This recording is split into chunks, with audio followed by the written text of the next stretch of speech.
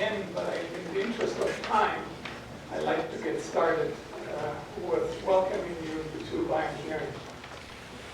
My name is Gertrude Schönbein, and last year's freshmen have decided that that name is too long, and so they call me now Dr. G.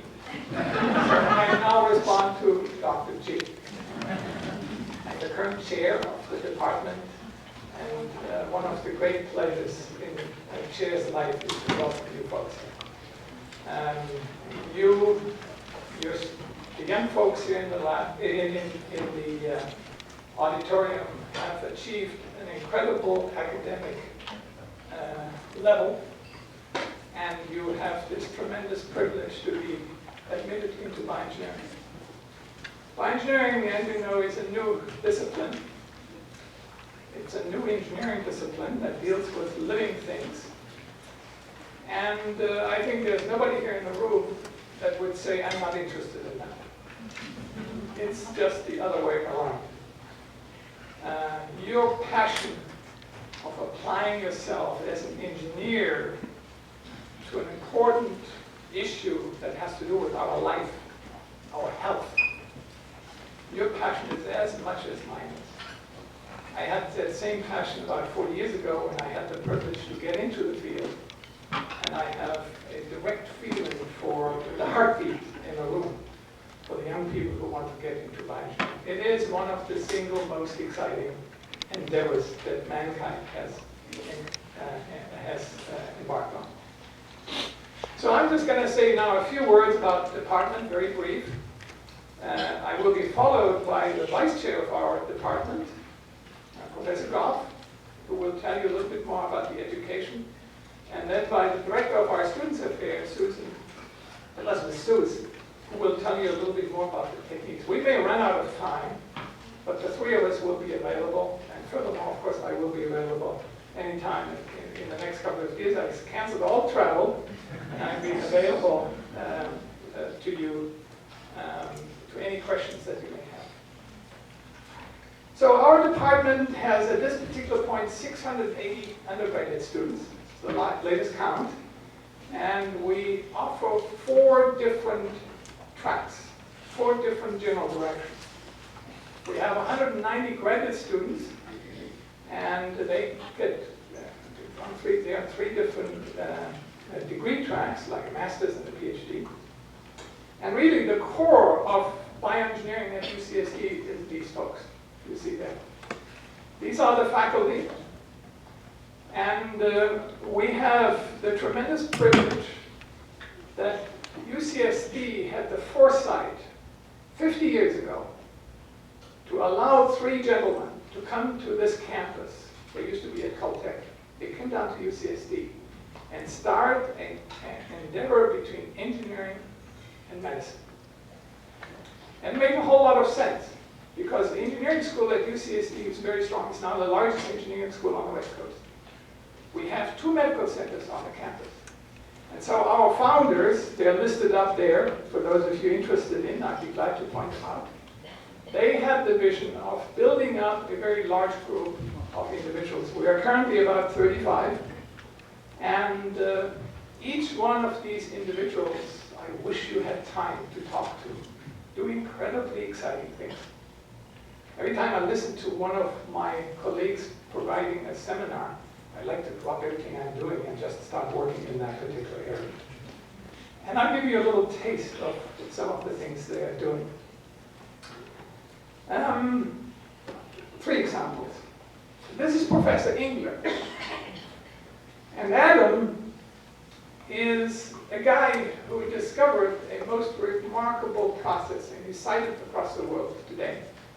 He says if you take a stem cell from a particular part of the body, it doesn't make a difference actually, or it could be an induced stem cell, very potent stem cell, and you expose that cell to different materials, a very stiff material, a very hard material, the same cell, without anything else added onto it, will recognize, I'm living on a very stiff material, I got to be bone. And if you put the same cell on a very soft material, it says, oh, I need to live in a very soft world. I better be a nerve cell. So he discovered that actually if you put the cell on different substrates, it will differentiate into different parts of our body. And he's taking advantage of this at this particular point. This is now at the very forefront. So he takes some stem cells from a patient. Now, everybody has a couple of stem cells, little adipose tissue we can all easily get rid of, no problem. And he then takes these cells, grows them, and then he puts them right on the right stiffness material. He knows exactly what it has to be. And what do? They turn into what you see right there, this type of cell. And that's a cardiac myocyte. So what this allows now to do is he's able to take your genome, your cells, from you and you and you, each individual, and take those cells and convert them in a Petri dish into your cardiac myocyte. And then he asked the question, why is this cardiac myocyte not quite contracting properly? And so he will then generate what he calls a heart attack in a dish and find out, why did this cardiac myocyte fail? That's the engineering analysis. Now comes the design. The moment you understand that process, something wrong with a particular gene, you can actually go out and you can provide various types of treatments, gene therapy, all kinds of measures you can take now that will help that particular individual. This is at the very forefront. This is literally just happening these weeks that these experiments are being initiated, and they offer an opportunity like we never had before. Another example. This is Professor Karen Christman. And Karen is doing one of the most remarkable things I would have never dreamed in my life. She's interested in heart disease again. Heart disease, I remind you, is the greatest killer on this planet. So the fact that we as engineers apply ourselves to find out what to do about this disease is just the right thing to do. It's a tough problem, but it's the right thing to work on. And what she had come up with, and there's a little trail of missed opportunities, making mistakes, all kinds of things, in which she found out if I take a tissue consists basically of two parts, the cells and a collagen around it. We call it the extracellular matrix collagen. What makes us a person and look in a particular way is actually the extracellular matrix. And she found out a way to get a hold of this extracellular matrix. This is how it actually looks like under a microscope. She takes this stuff, collagen, all the goodies that we want in our tissue, and she puts it in a blender and makes a milkshake out of it. Then she takes that milkshake and she injects this into the heart muscle of a person who is in heart failure. That heart, instead of nicely contracting like this, is just doing a very weak contraction. She injects this into this collagen there. There are other proteins in there as well, from the experts among you. And as she injects this into the old heart muscle, that muscle starts to grow again. That's a therapy for heart failure, directly in there. And I can report to you, the second patient has just been treated and doing very well. That's truly remarkable, okay?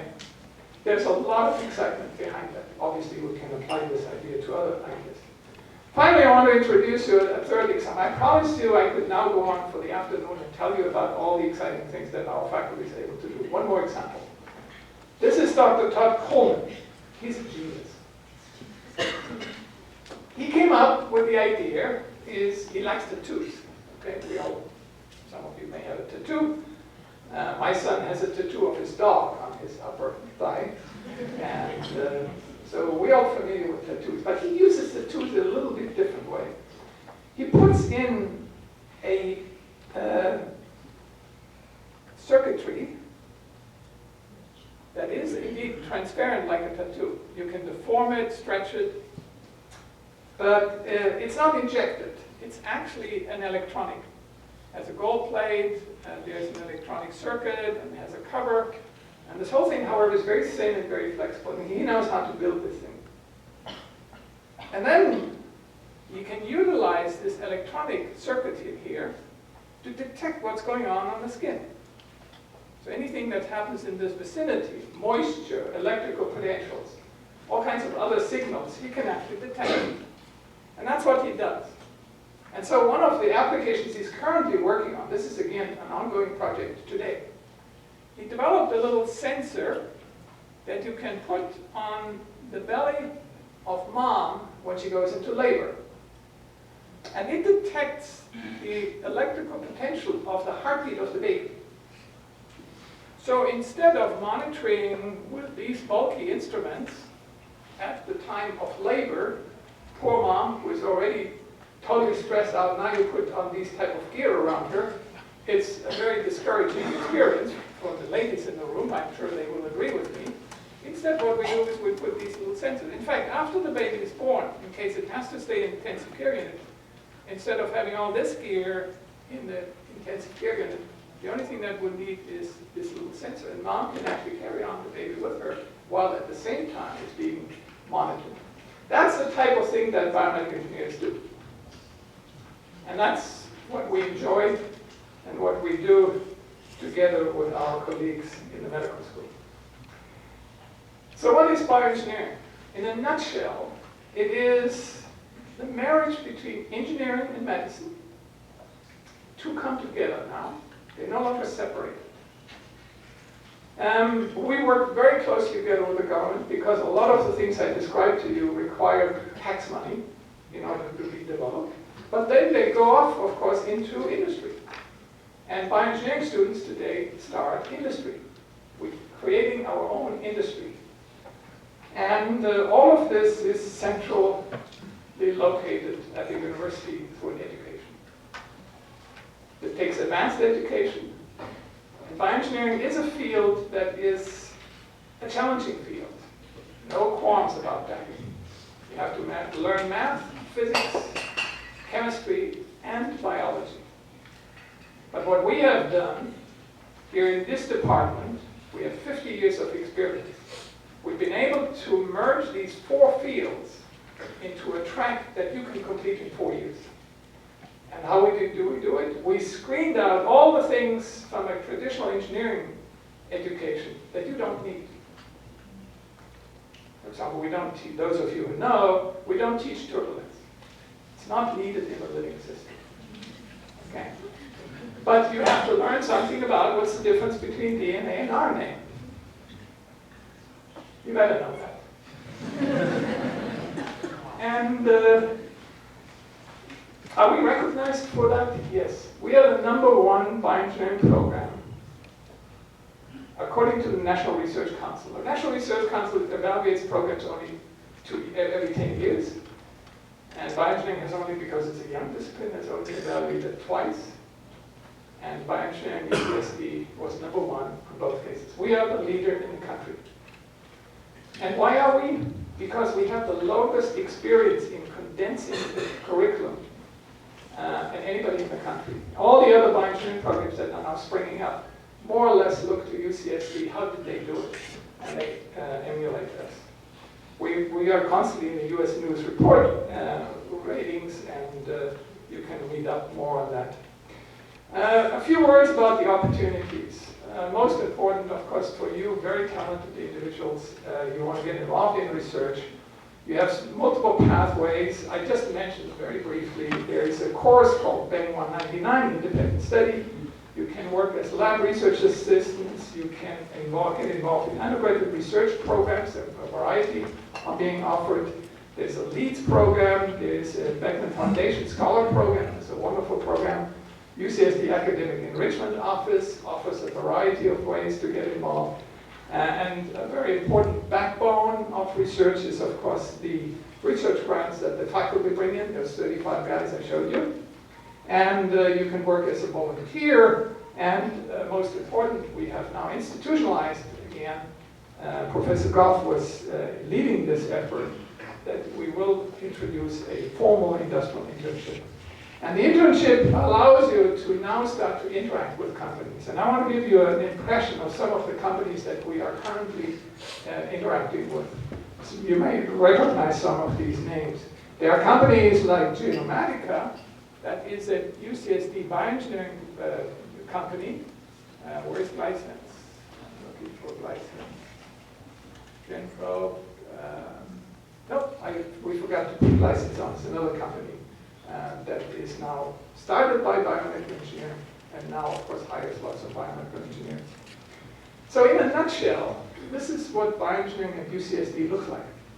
You have tremendous opportunities. You may want to go out in academia, but you can also start to get involved in industry efforts. But most important, you are a generation of individuals who, for the first time, have the opportunity to get involved hands-on in a very active way in some of the single most important problems in every single family of this country, namely human health. And I know that many of you will be at the forefront of finding real solutions to these problems. And I'm sure everybody has a story to tell about human disease. So at this point, I'm going to give over to Professor Graf, who will speak about more about the department itself.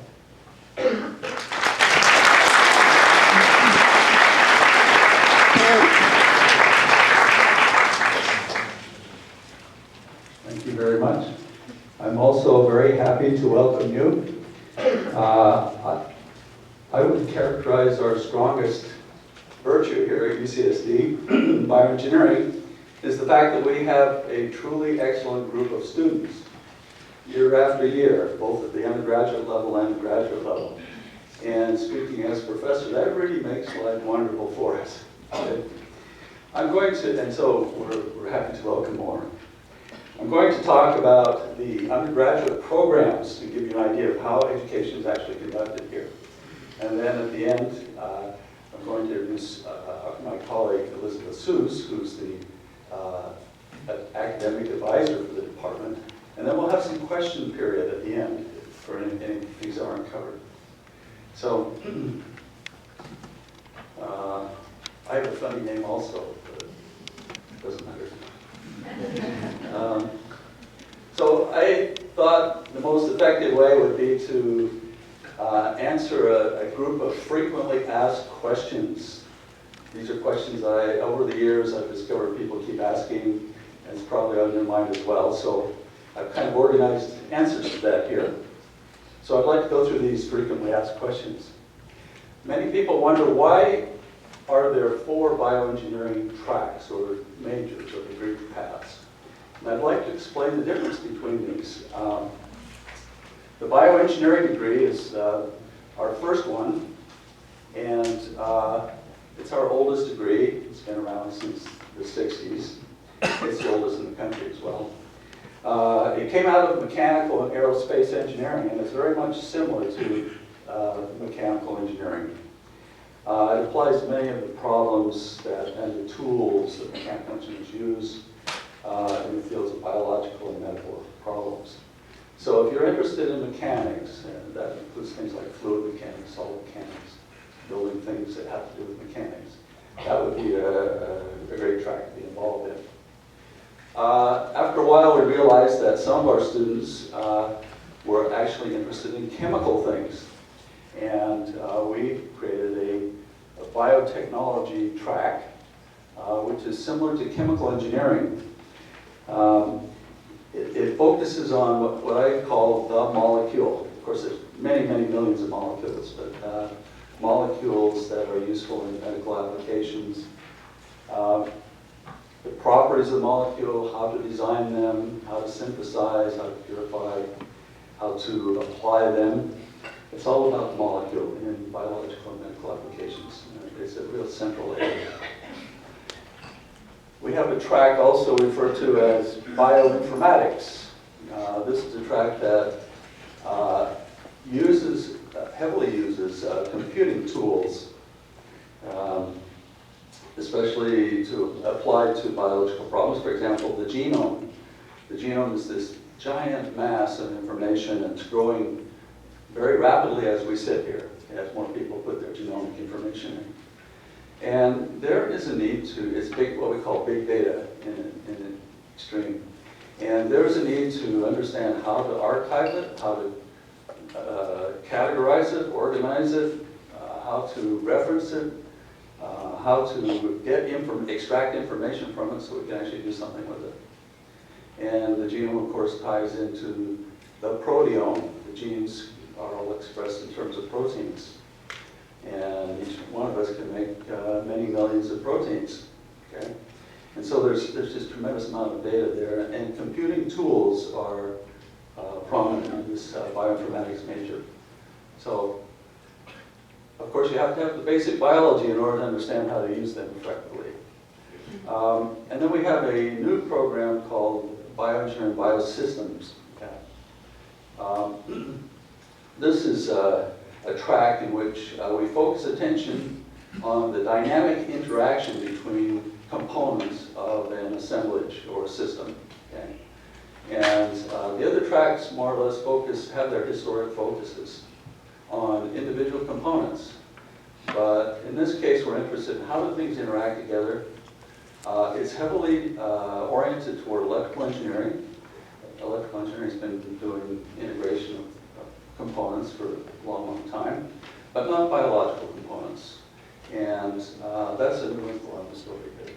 So this is a track that addresses multi-component biological assemblages, focuses on dynamic interaction between the components.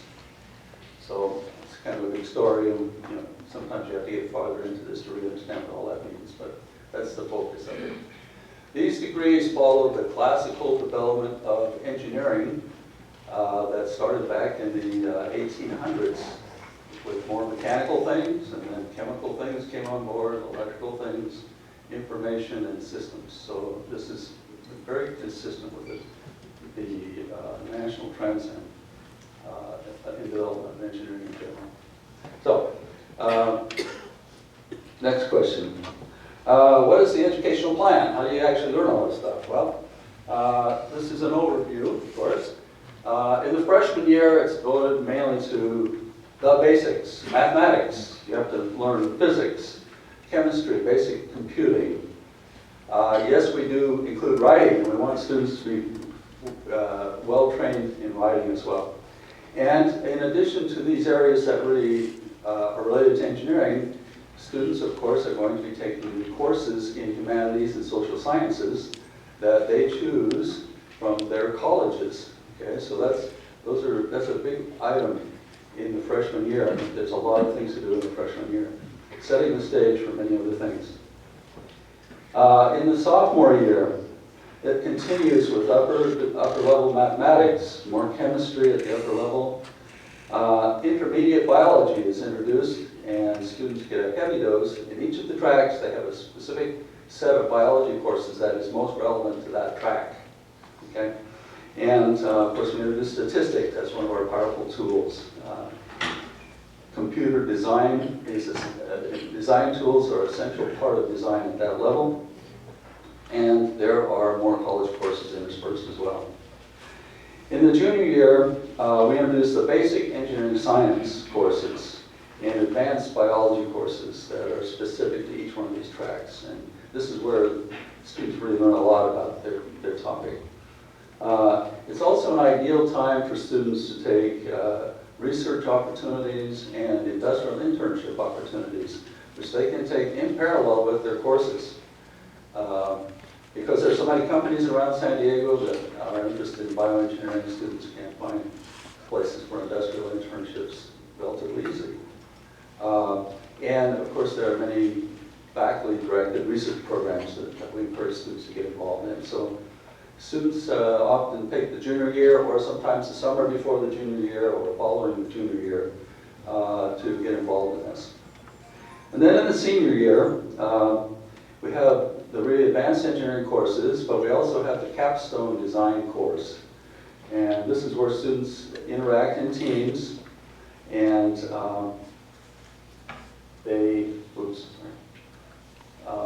they get together and focus on a design project, a small team of students. There are many design projects that they get involved in. And this goes on for the whole year, in the senior year. And of course, they write up reports, and a lot of these projects are suggested by industry and by the faculty. Now, I'm going to briefly mention some of the courses that are taken. Bioengineering 1, I'm not sure what, this is the bioengineering track here. We start out with math, physics, chemistry. Bioengineering 1 is a general introduction to bioengineering that all students take in the first year, and a lower division biology course. In the biotech track, it's analogous and similar all the way down, as well as in the biosystems track and in the bioinformatics track. And there'll be more information, detailed information available on the tables in the back after the meeting that they really put a lot of this in greater detail, so I won't belabor it too much. An important part of the program is that design begins in the freshman year. Immediately after people walk from high school to the university, they're confronted with design projects, okay? And just to give an example, in Bioengineering 1, in the freshman year, students in this year have been introduced to 3 design projects which they work on. One is an electrophysiology project where they place electrodes on the body surface. And it's interesting that our bodies are constantly producing electrical potentials, which indicate the health and activities of our internal organs. So I'm talking about electrocardiograms, electroencephalogram, electromyogram, those kind of things. And students learn how to do that and how to interpret those things. We also had a project on fingerstick system for the blind. And this is for people who have diabetes, have to sample their blood glucose by finger sticking, collecting a little drop of blood. This is done a number of times each day. But people who are blind have difficulty in connecting a little test tape that you have to attach to that blood droplet in order to, because they can't see where it is. And so it's a problem, it's a national problem, it's a problem that the industry that makes the finger strips, the finger stick strips and so on, isn't really interested in addressing. It's kind of an orphan problem. And there's a need for truly creative solutions. And our students came up with a number of impressive solutions. They also reduce these solutions to practice in the Maker Lab. We have a lab over here which has all kinds of tools and equipment and so on, and students are sort of turned loose there and use that equipment and come up with their own designs. We also had a 3D printing project, and this is, most people are pretty familiar with 3D printers, but this particular one is my colleague who's an orthopedist, got photographs, these are x-rays of a person that had a terrible automobile accident, and his leg was all broken up, and created 3D images of the bones. There are various fragments and so on, which surgeons like to play with before they actually do surgeries on these people, make sure they're getting it right and so on. And this provided a lot of new skills for students, learning how to use these, make prototypes, start right up. Is there freedom to modify the curriculum? Students, of course, choose college courses. These are the humanities and social science courses, the areas that they're most interested in. And they can select 2 upper-level technical electives in engineering, okay? But otherwise, there's actually very little modification possible in the curriculum because we have to meet national standards, and we designed our curriculum to meet 8 accreditation standards, which I'll explain what these are in a second. And we want to make sure we cover all of that stuff. So that's the story there. The enrollments are capped. We have a certain number of students we can take each year. It's largely based on our resources and the space we have available in the laboratories and so on. Can you switch between tracks in bioengineering? Well, yes, but it's not easy because we have a limit on the number of students in each track, and very few students actually switch. It's based, moving from one track to the other is based on available places in that track and ranking in performance in some of the entry-level courses. So And I should point out that switching between the tracks can also delay graduation, which is a big item nowadays. So it's not so easy to do. So we kind of encourage you to make up your mind.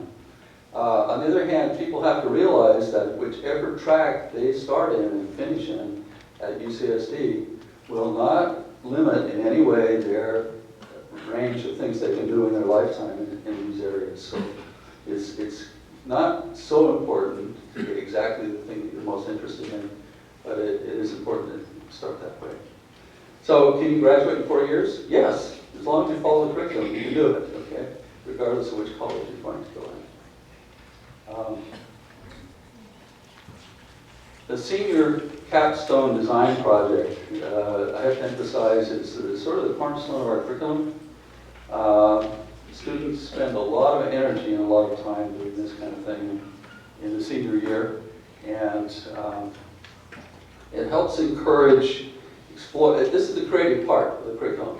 Many parts of the curriculum are focused on the long history of engineering technologies and tools and developments and so on. But then this is where you apply these things creatively. So the design, especially in the senior year, is to help encourage exploring new approaches, new ideas, that kind of thing.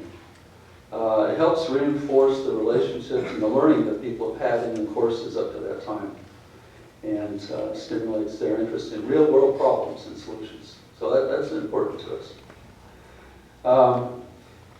I mentioned that our degrees are accredited by ABET. ABET is the Accreditation Board of Engineering and Technology. Why is it important? Well, ABET accredits 3,000 engineering and technology programs around the world. They have commissions that really visit each of these programs.